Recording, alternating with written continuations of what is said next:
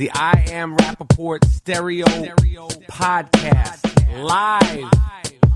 You down with Rapaport? Yes, I am. You down with Rapaport? Yes, I am. You down with Rapaport? Yes, I am. You down with Rapaport? Yes, I am. You better tune in, IamRapaport.com. Cause every single podcast, you know he drops bombs. I seen him on set, a seasoned vet with true talent. Catch him on his way to CrossFit, rocking the New Balance. He asked me to do the track cause he know I rhyme elite. But I'm just waiting for the Robert De Niro line of the week. Breakfast of Champions, hosted bagel, cream cheese, and lox. This is I Am Rapaport, the show never stops. You might catch him out in public, stretching his knees. But if you don't listen to the show, yo, wig up please. Wig up please. This is the I Am Rapaport Podcast. All right. This is the I Am Rapaport Podcast, and we're back with my partner, G Monetti. G Monetti. You haven't told us much about your trip to Thailand. Oh, man. The trip was the fucking best. Did you, be honest, this is the I Am Rapaport Podcast. We're all about honesty and we shit on people. I'm going to ask you a question.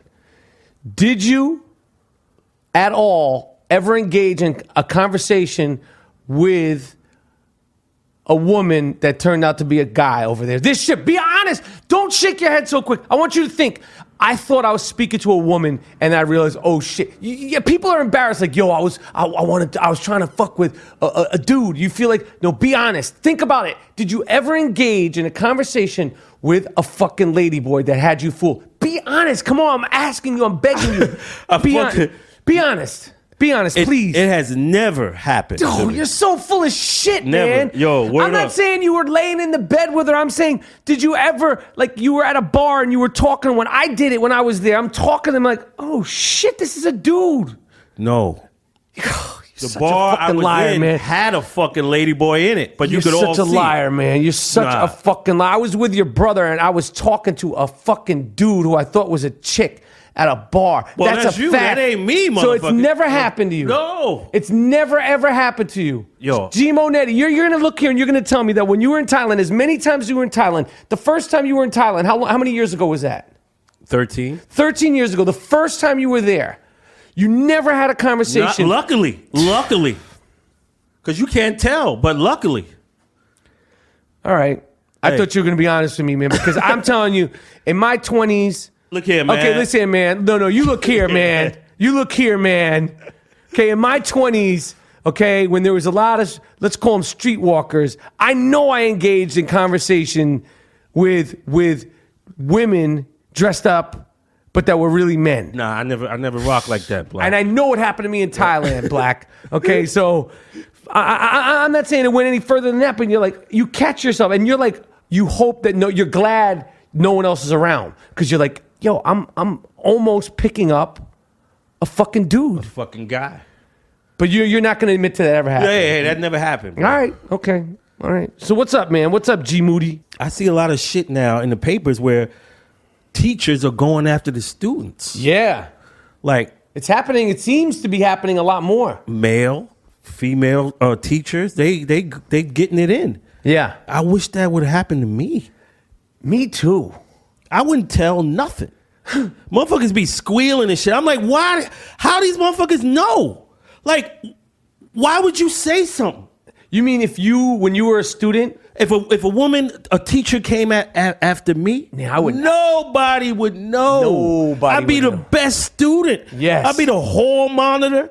I'd be all that shit. And I get the best grades. Right. Why are these motherfuckers squealing? It's one thing for me if it's a guy doing it to a girl. You're a scumbag. Yeah. And see, I wonder what other people's stance would be that on. But for a guy, A little 13-year-old no, motherfucker. not even 13, let's say 16, and you've already had sex. Shit, let's say I didn't have sex. Yeah. And this lady's on, and you know how hard your ass be at 16. Yeah, you'd be nice and brick. Shit. That lady, man, I still be with her. I'd still be with her. So you never had a teacher hit on you? Boy, I wish. You never had any teacher come on to you? I wish. I never had any of that You shit. see? And it's prevalent now. Now it's like trendy. everybody, all the little hipster freaks, they fucking all the teachers. Yeah, they're fucking all the teachers. They never looked at me. They didn't give me the fucking And time I'm a of day. fucking ball player. I'm in the papers. Yeah. Why you don't fuck me?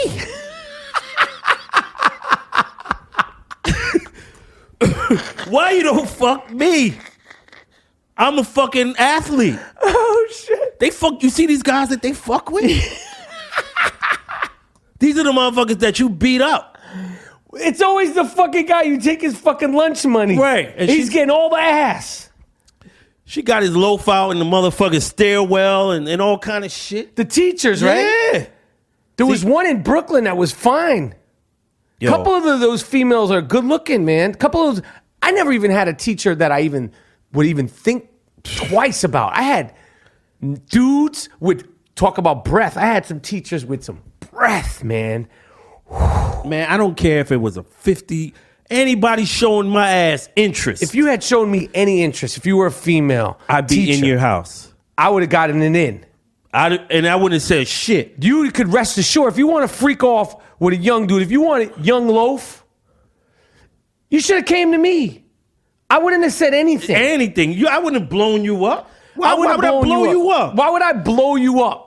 Tell my mom. Why they gotta know that? You hitting it, you getting your good grades. What the fuck is wrong with you? You're definitely getting good grades. So why? See, that's the thing I don't understand. I don't get it. Who's fucking blowing the whistle, man? Who is blowing the whistle on these teachers that want to freak off with the young dudes? 17, 18. Yo, by the time I was 18, I was all in. Man. I was all in at 18. I mean, I didn't first freak off. How old were you when you first? I freaked off when I was 15, 16. It's always around that. 13, 14, 15. No, a lot of these dudes are freaking. Kids are freaking off younger now. Jesus. Yo, kids are freaking off a lot younger now. It's. I'm sorry, kids are freaking off younger. But I think, but friends of ours were freaking off younger. But see, we were ball playing nerds. Like we weren't nerds like nerds. Like nerds. We just hoopers. But we were basketball players. So we didn't spend that much time. I mean, that for me, we didn't chase ass that much until we got some. Once we got some and knew we weren't going to be fucking making any money playing basketball, then you start, yo, I'm going to get this. You're not going to play? No, I'm going to get something. Yeah. I'm going to go run up in something real quick, real proper. But what if you had a teacher? If I had a teacher, man, that... If my son, if I had a son and he said, yo, dad, yo, the teacher giving me mic checks. I'd have been like, why the fuck you telling me? Right. Enjoy that shit. Right. Don't say shit. Right. Do what you got to do. Hit it until she quit. Right. Until she say fuck This is what you're going to say to your son. Yeah. If your son says to you, yo, dad, my science teacher is giving me mic checks, Right. You're going to say... Why are you telling me that? That's good sense. I don't need to know that. That's your hangout. Get the good grades. Right. Hit that shit. and that's it. Don't tell nobody, because once you tell somebody, it's a wrap. Yeah, the party's going to be over. You're never going to have an experience like that. Enjoy it. Yeah. Enjoy. What about this young man? We were discussing this young man, this teenager. What? He recently had to get penis reduction. Oh. Where is this gentleman from? I think South Carolina or some Arkansas or something like that. He had to get his penis shrank, cut. Oh. Because it was the width was like a football. That's what the doctor said? Yeah, and they said So it wasn't like he had a nice prick. This was like a deformity. But he could have been in porn. Yeah. Like he wouldn't have to hit none of them chicks. Just show this mother with the football dick. Right. Right? They have him, the football dick. Be like a fucking freak show. Yeah. That's like Freaks and Geeks. Yeah, he could have played that out. Right. Now you just want to be a regular cocksman. He said he couldn't penetrate his partner or whatever, so it was getting tough. And he had one of these fucking diseases where you hard for 5 hours. Oh man, they call that a disease? With a football dick. Damn. And they cut him. Nobody's cutting me. If you gonna make it bigger, motherfucker, you ain't cutting it down. Right. Fuck that. But what if you had a football dick? I'm a superstar. Right. But what if you can't freak off with a football dick? I'll get it. I'll get it. I'll get it in there. With a fucking football dick.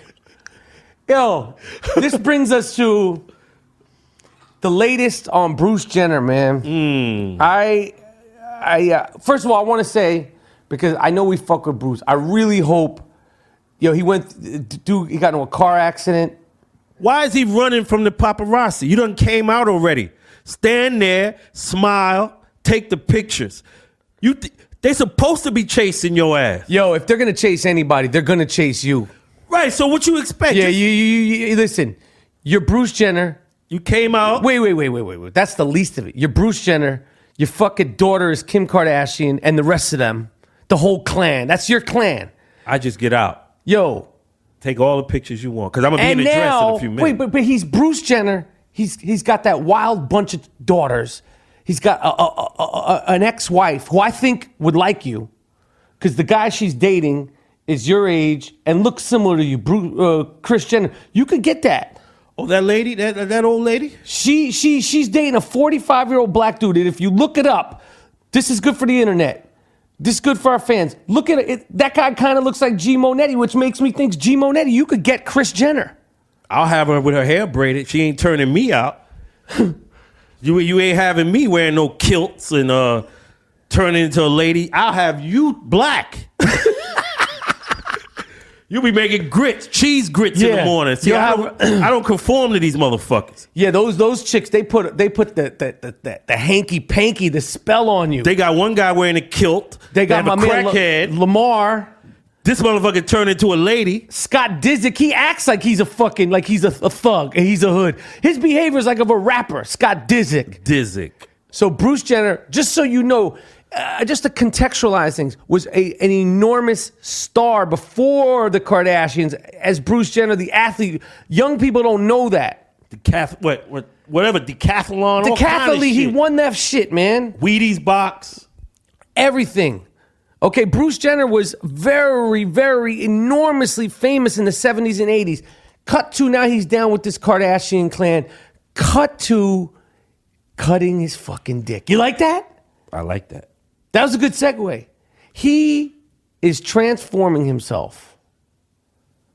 Cut that dick first. Don't bullshit. Why is he not? When do you cut that dick? If you say you want to be a lady, you can't be a lady with a dick. Right. Cut it. That shows me you're serious. Yeah, you get up on a press conference and you go, yeah, I cut it off. And maybe fucking throw it in a pickle jar. And right. You come out there. Show motherfuckers like, yo, I'm serious. I'm not playing around. Here's my dick. He comes out like in a science, them science jars, the mason jars, and they got the chemical, and he has a dick in a jar. Right. I'm serious. I'm not playing. Yep. So give me some respect. Yep. Let me have a little time. I'll come back when I'm a lady. Yeah. But don't fuck with me day to day. If Bruce Jenner wanted the paparazzi to be like, oh shit. He cut his dick. Cut that dick first. Then call a press conference and then show people that dick. And you know what? Fuck the mason jar. Put it in a Snapple jar. Word. Put your fucking dick in a Snapple jar. Yep. With the formaldehyde or whatever the fuck the preservative is. And say, yo. And then show that dick in a Snapple jar and say, yo. This is how serious I'm not fucking around. But now I read, and this is alleged, I read that Bruce Jenner said he wants to continue to date women when he becomes a woman. I read this, allegedly. I don't know if it's true. He's fucking playing. He's playing around. I don't understand this. You want to become... Now, he might not. But why would a man want to become a woman and then date women? I'm confused. I don't understand that. I don't get that. See, they can say, "Oh, well, you're closed-minded, you're narrow-minded." We're going into territory where you're homophobic. No, we ain't none of that. I'm asking questions. We don't know about it. I just don't understand it. I don't understand someone being a full-time vegan. I don't get it. Right. So that's my point of view. Because when you go into this homophobe, gay shit, you could be ostracized. I just want to understand how this motherfucker said he could be a lady and then not fuck with men. And just if you want to be a lady, you got to know how to be a lady. you got to know how to be a lady. Put your stomach down on the bed so the ass can pop up. See? Right. Do you know that, Bruce? Fuck. See, you're not a lady.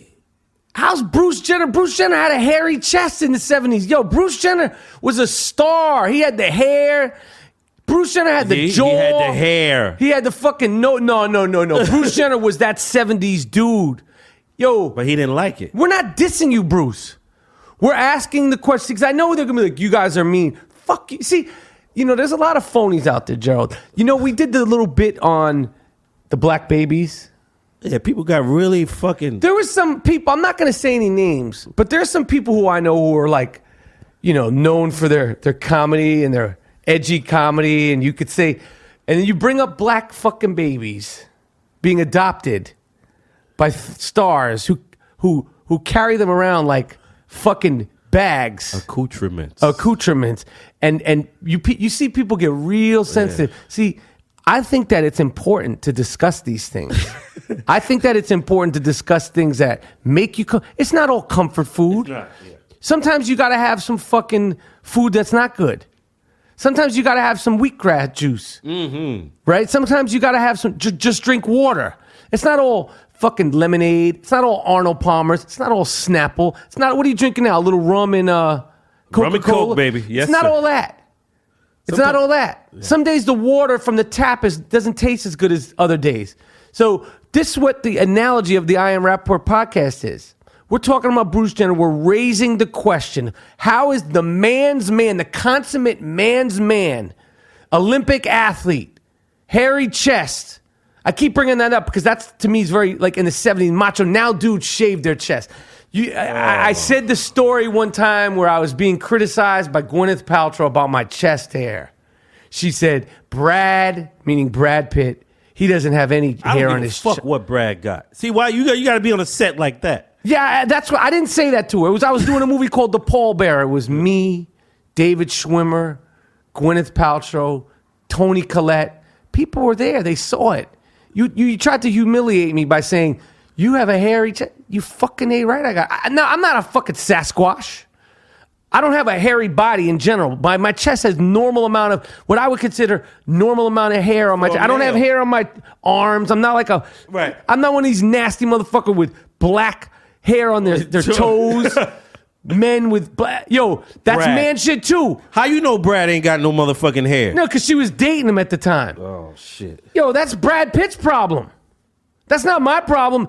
He should feel inadequate because he doesn't have hair on his chest. Because to me, that's like part of being a man. That's like not shaving. So, are you hitting it right? Fuck the hair. Yeah, are you hitting it right? Does he hit it right? He can have no hair. No and be hair. A piece of shit. Is his fuck style? Buck wow. That's all it comes down to. Yeah, don't talk about you know no what hair. I should have said when she said to me, Brad doesn't have hair on his chest and trying to make me feel less than? I should have said, but is his fuck game insane? Is his fuck style buck wild? This is the I Am Rapaport podcast. We're discussing Bruce Jenner. We're questioning it. We're not questioning it. We're asking questions. We're not questioning him. Do what you want to do. He's a man who wants to transition to a woman, but he still want to fuck with women. I don't get it. That's a cop-out. In your opinion. You don't want to fuck with the men. Right. Because since you with the Kardashians, you got to get a black man too, and he going to tear your ass up. That's why you're trying to backpedal. Is that what it is? That's what he's doing. That's what he's fucking doing. That's what he's doing. Because he hears them talking about how it gets down. Right. And now he's shaking in his boots. Right. Oh, I want to fuck with the girls. No. If you're going to cut your dick off, if you're going to fucking wear a dress, and change your name, and become a lady, you got to do what the Kardashians are doing. And what are they doing? And you got to go get a fucking black male, but a gay one, and he's going to fucking rip you up.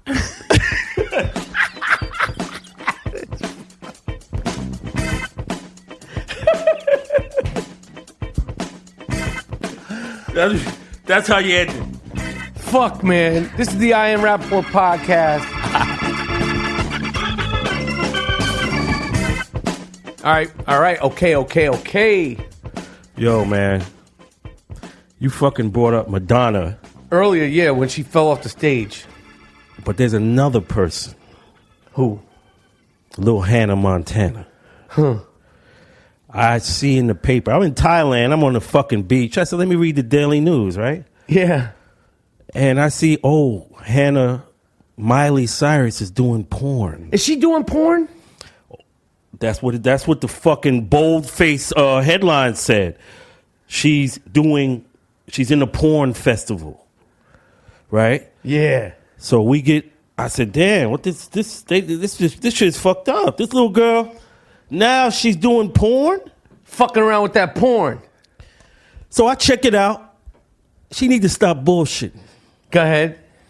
She got like a little pictorial of her naked with duct tape on one nipple, electrical tape on the other one, and she's like gagged. But there's no man. It's like a picture. It's right. Like, stop bullshitting. Right. You want to do porn? You want to fucking do porn? You want to fuck with Shawn Michaels? You want to fuck with FM Bradley? Who's that? Rocco Savelli? Right. That's porn. You fucking gyrating around and no man is in the picture and you got duct tape on one nipple, electrical tape on the other, looking like you're gagged and that's bullshit. That's not porn. You want to do porn? Get Ron Jeremy out of retirement. Rocco. Get Rocco. No, but Big Ron should have imagine Miley Cyrus and Ron Jeremy. No, Hannah. I call her ass Hannah. That's little Hannah. Hannah Montana. Yeah. She can't fuck with no porn. Why she bullshit? Yeah, what are you doing? That's not sexy. Yeah, like, do porn. Do porn if you really want to do it. Oh, Hannah's getting toe up. Right. But this is bullshit. With the tits out. Right. What is that? That's weak. That shit is whack. But if you're doing porn, then everybody's like, oh my God, Hannah. Right. So it's false advertising. I didn't like it. Right. Fucking had me surfing the net looking for this shit. Because you wanted to see it. Yeah, I said, damn, this bitch is wilding now, right? Right. So stop with the foolishness. Cut the foolishness. If you want to fuck and you want to do porn, you do porn. Right. You don't fucking fuck around. Right. That's all I wanted to say, my man. Yeah, that's good. I like that.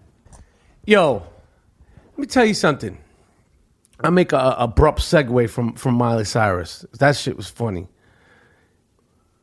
I was in a fucking cab the other day, and it's the fucking winter. It wasn't a really cold day, and I went in the fucking cab, and I swear to God, I felt like the cab driver was fucking punching me in my fucking face with his breath and his whole underarms. But it was breath and underarms, and I went in the cab, and I was like, it was almost like smoky in that motherfucker. Like it was literally like you could feel how stinky it was. And I wanted to say to Money, I didn't have any. I wanted to say to Money, your shit stinks, Money. You smell like shit, Money. Yo, you gonna have. Sometimes you gotta tell motherfuckers. Yo, that. The next time I get into a cab that stinks, I'll even fucking try to videotape it. I'm gonna do it in the most polite, respectful way, but I'm gonna be like, yo, my man. Yo, your shit is fucking garbage, Money. Yo. You smell like straight shit, Money. Pull this fucking cab over, go into that fucking bodega, get some fucking Listerine, like the little travel bottle of Listerine, right. Get yourself some fucking certs and some hydrogen peroxide and some Lysol to spray on your body. Spray the Lysol on your body. You don't even get to use deodorant.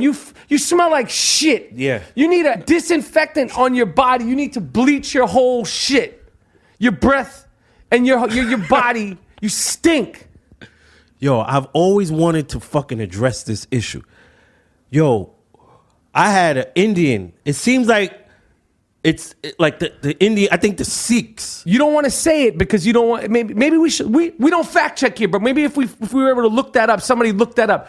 is that a cultural thing? Because some cultures might be like, yo, I'm not mixing deodorant with my body is my body.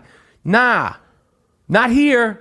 Not in here, not in the cab, motherfucker. I don't care what country you're in. Yeah. If you're driving me, that's customer service, motherfucker. Right. Wash your ass. Wash your fucking... You need to get some wipes, some Lysol, some bleach. Yeah. Bleach your fucking feet. That's good...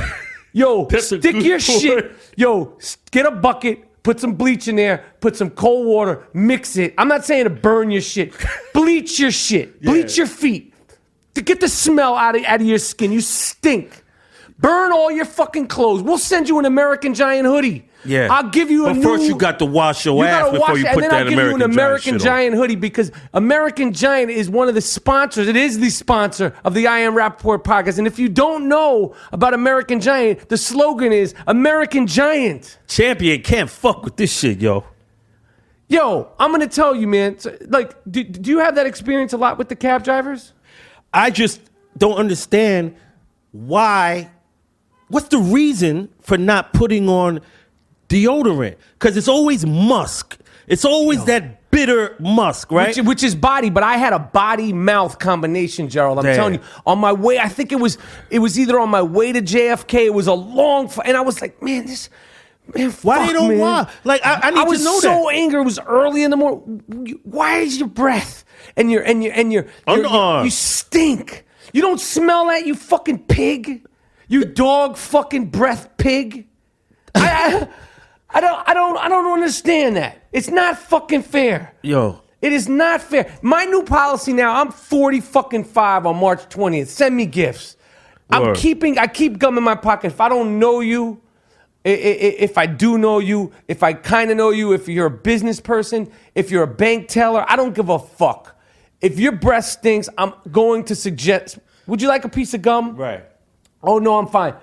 Please take one. And I'm going to just leave it there at the fucking bank teller. I'm going to leave it there at the fucking Starbucks guy. You're in my Starbucks, man. Your breath the worst it should smell like is coffee. But no, it doesn't smell like coffee. Your breath smells like shit. Yo, the cab drivers. Cab drivers, I'm gonna start carrying a stick of gum and I'm gonna start throwing it at their fucking deodorant head. too. Deodorant and start spraying them. But that's against their religion. You haven't flown with me on a plane. Now, you know what I do now? My sons see me do this. My girls see me do this. I carry a travel thing of Lysol when I get on a plane. And as soon as I sit down, I don't spray it into the ground. I spray it in the perimeter of my area to disinfect the area and to let people know I'm not with this dumb shit. I'm not with all that. I'm not with this bullshit. I go into the bathroom, I fucking spray it. I come out of the bathroom, I spray it. People see me, they do it. Like, yo, they see me spraying that shit. I'm not going to have my space invaded by your fucking ass and your armpits. Yo. Fuck that. You know what I want to start? You know what I should do? This is what I'm going to do, Gerald. This is what I'm going to do for sponsorship. If somebody wants to get involved with this, you come to us.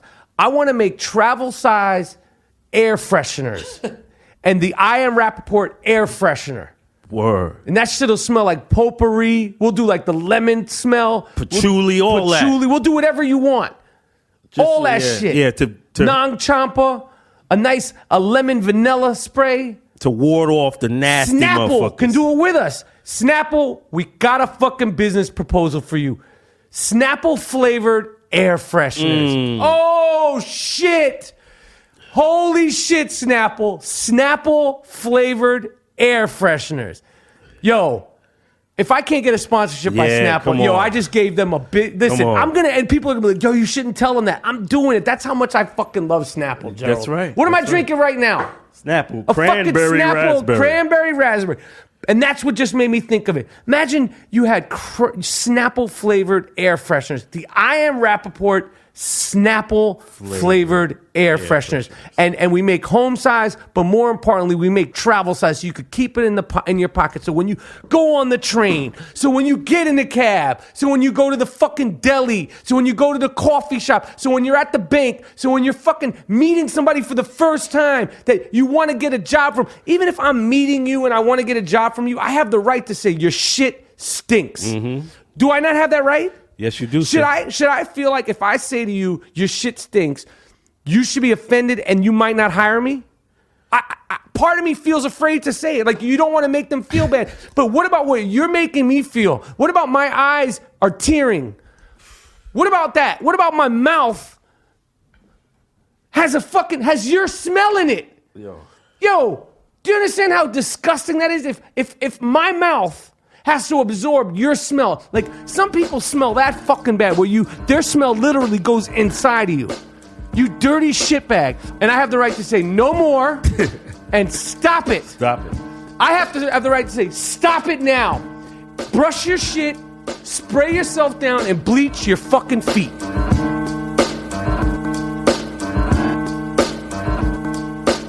All right, this is the I Am Rapaport podcast, episode 31. We are dedicating this episode to some of the great athletes that wore the number 31. Surprisingly, I couldn't think of anybody who wore the number 31 that was very significant, as far as I'm concerned, in the NFL. A lot of running backs, 32, 33, 34, but this is episode 31.